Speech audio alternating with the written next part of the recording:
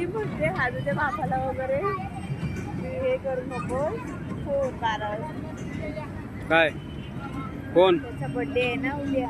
मग काय आलं बापाचा मारायचा दिवस आणि बर्थडे. नको करू.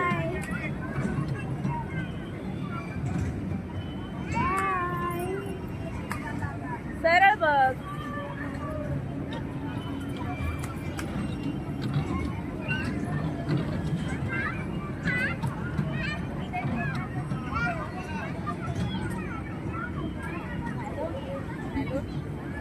कुठे गेली ती?